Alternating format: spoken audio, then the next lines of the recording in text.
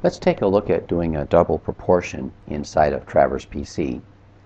I'm using the Township 29 South Range 8 West example included with this video. And I've opened up two traverses called retrace and record. Now I want you to notice in the retrace traverse here, I put a note in here that these next four corners are the existing corners for establishing 400, 200. You wouldn't have to do that. I can see that pretty easily by the record traverse, that here's my 400, 200 record. I'm just using R for record, it's just my choice. And here's my record information. So I can pretty much identify which corners I'm holding as existing corners. And I've got enough corners here for a 4-point control.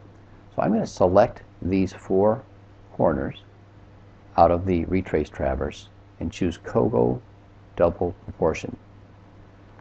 Notice that Traverse PC filled in the existing corners in the top half of the double proportion dialog box, and it knows which of the points I selected is the north corner, which is the south, the east, and the west, just by their position. Notice also that I'm not using a temporary corner, so I could have collected information on these corners with GPS or ground traverse. It wouldn't have mattered. I'm just recalling those existing corners. I want you to also notice at the top that this tells me that I can use this dialog box for double proportion, 2-point, or 3-point control. So I could have come back to this retrace traverse and just selected 3 existing corners. And Traverse PC would know how to configure the dialog box based on where those corners lie in relationship to each other. And then, of course, it would do the appropriate computations with the record data for a 2-point control or 3-point control. So I just used the one dialog box for all of them.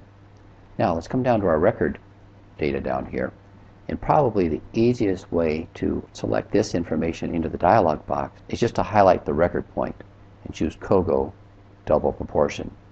Just like with the retrace data, Traverse PC looks at those record corner positions and brings in the record data accordingly for the north, the south, the east, and the west. So I really don't have to keep track of what's what here. It knows just by the position of those points. I'm going to drag this over, and we can see that I've tagged both of those traverses here in the drawing view, and you can kind of see how Traverse PC brought that information in. And in fact, I'm actually going through another corner here to the west that I couldn't find, a little farther west till I get it to a corner that is existing.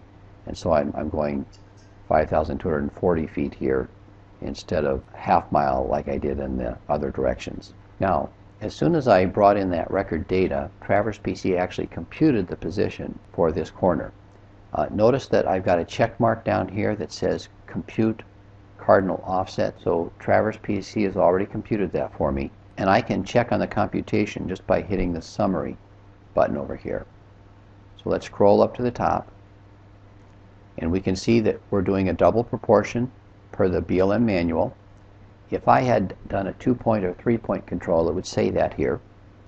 Traverse PC gives me information about the controlling corners and then tells me I'm using geodetic distance and true bearing here. Now, just like in the manual, Traverse PC displays my record lats and depths. I've just got totals for the retrace because I don't have a temporary corner. So Traverse PC doesn't have an opportunity to break it into north, south, east, and west components. It just gives me the total, and it's that total that it uses here in the factors. I've got some information on the true line. I've got some information on the cardinal offsets and the temporary points it computed from which to do those cardinal offsets. And then I kind of like this one down here. Traverse PC comes down and says, here's the grid position that would have been computed if you didn't choose the cardinal offset option.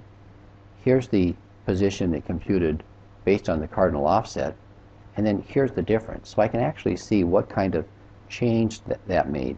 And I can see I'm half a foot north and south here in this one. Traverse PC also gives us our geodetic position for the computed corner. And if we scroll all the way down, then I have the inverses between the existing corners in my computed position based on the coordinates. And from that I get my bearings and distances. Okay, let's close that out, and let's actually come in now and save this point. So I'm going to come down to the computed position of lost corner at the bottom, and type in 400, 200, and press the Enter key. I'm going to press Edit, and I just like to make a note to myself that this is a double proportion. Now, Traverse PC doesn't treat that description as anything special. It's just a note to myself that tells me how this was computed. Let's choose Close, and let's save that point. And just like in the single proportion example, we have to say yes. Let's go ahead and save that. Now that point has been added. Let's look for 400, 200 in the point view. So here's 400, 200, and here's our double proportion that we put in the description. And I'm just going to go up and make sure it does a Tools, View, Refresh to make sure we're seeing the computed latitude and longitude there. So I have the point created for 400, 200. I've got a report on it that I can bring up and print out and include with the project information. And so I've really done everything I need to do with this dialog box now, and I'm just going to close that out real quickly. Now some of you are going to be wondering, what if I don't have kind of a nice, neat package here where I'm just going out a half mile or a mile to find that next existing corner? What if I have to go out farther than that and possibly at a slightly different bearing for one of those courses? Let's go ahead and just create that situation to the west here. I'm going to insert this point, and our GCDB numbers aren't going to be right when I do this. But I'm going to insert a little bit different bearing here. Let's come back to our record traverse.